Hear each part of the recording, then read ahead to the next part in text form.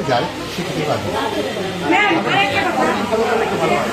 খাবারটা সঠিক সময় দেয় না, খাবার দিলে হয়ে যায়,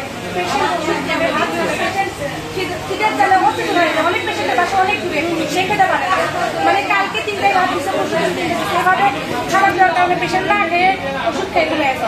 দেখা যায় 3টার সময় যখন খাবার দেয় ততক্ষণে ভাতটা নষ্ট হয়ে যায়। আবার দুপুরের খাবার সম্ভবত রাতে দেয়, রাতে নষ্ট হয়ে যায়, 1 ঘন্টা পরে নষ্ট হয়ে যায়। রাতে যে খাবারটা দেয় ছটা থেকে দেয়, বুঝছেন? 6টা থেকে খাবার দেয় কি রাত্রে খাবারটা তো সামনে 6টায় খায় না, 10টা 10:30 খাতে দেওয়া ভাত নষ্ট হচ্ছে, ডাল নষ্ট হচ্ছে, নষ্ট হচ্ছে, বন্ধ হয়। তবে হ্যাঁ, এখানে একটা কথা বলি, রাতের খাবারটা যেহেতু 6টায় দেয়, একটা সুস্থ মানুষের সুস্থ থাকার জন্য সন্ধ্যাবেলা খাবার খাওয়া বেটার। 8টার মধ্যে খাবারটা খেয়ে নিয়ে খেলে ভালো হয়। আপনাদের কাছে একটা রিকোয়েস্ট থাকবে, আপনারা পেশেন্টকে একটু 8টার আগে খাবারটা খেয়ে ওষুধ এই যে ব্যাপারটা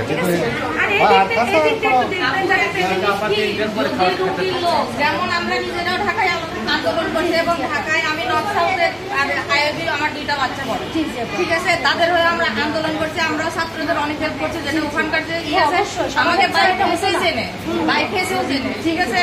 তার ভিতরে আমার ভাই হসপিটালে আছে, কিন্তু এখানে ট্রিটমেন্ট ঠিক মতো করতেছে না বা একটা করতেছে না, সেজন্য আমি গত পরশুদিন রাতে ঢাকা থেকে আসছি এবং রাতে এসে এর চাচির সঙ্গে এখানকার যে ইনচার্জ নার্স আছে খুবই খারাপ ব্যবহার করছে। এবং আমি যেহেতু 2 দিন 3 দিন ছিলাম না, উনি বলতেছে আমি 3 দিন থেকে রুম পরিষ্কার করি, এই রুমও পরিষ্কার করে, এই ব্যালকনিতেও পরিষ্কার করে, ওনারা রুগীর লোক পরিষ্কার, আমি শুধু বলছি যে আপনারা ওনার সাথে কেন খারাপ ব্যবহার করতেছেন। ওই ছেলেটা তখন সিরিয়াস ছিল, 3 জন লোক ছিল ওনার, আর অন্য রোগীর লোকগুলো দেখতে আছে। আমি জাস্ট শুধু এটা নিয়ে কথা বলছি, আর এই ব্যালকনি বন্ধ করে দেবে। এর মধ্যে এতগুলো লোকজন এই ব্যালকনিটা কেন বন্ধ করবে? আমি বললাম যে আপনাদের যদি কোনো অর্ডার থাকে, ওনারা বলতেছে ডাইরেক্টরের অর্ডার আছে, ঠিক আছে, অর্ডারটা আমাকে দেখান, তাহলে আমি ডাইরেক্টর সাহেবের সাথে যে কথা বলি।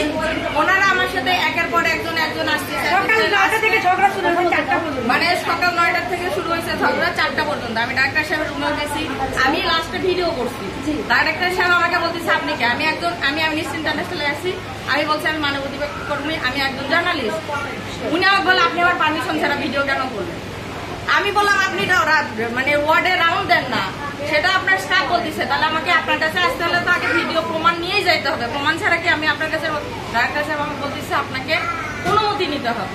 তো একটা অকারেন্স এখানে ঘটতেছে, সেটা আমি আগে ডাক্তার সাহেবের কাছে অনুমতি নিব, তারপরে এসে অকারেন্সের হচ্ছেই নিব, সেটা নিয়ে যেটা হচ্ছে ওনার সাথে হয়ে গেছে। তারপর থেকে আমার ভাইয়ের কোনো ডাক্তারও আসেনি, দেখেনি।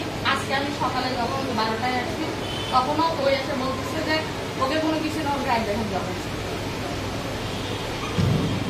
মানে কালকে আমরা বলছি, আজকে ইনি বলতেছে এনার সাথেও তাই হয়। আমরা এখন একটু পরিচালক স্যারের দিকে বলতে চাচ্ছি, আমি কালকে অনেক কথা বলে বলছি, আমার বাবার বললাম, আমি আপনার সাথে অনেক কথা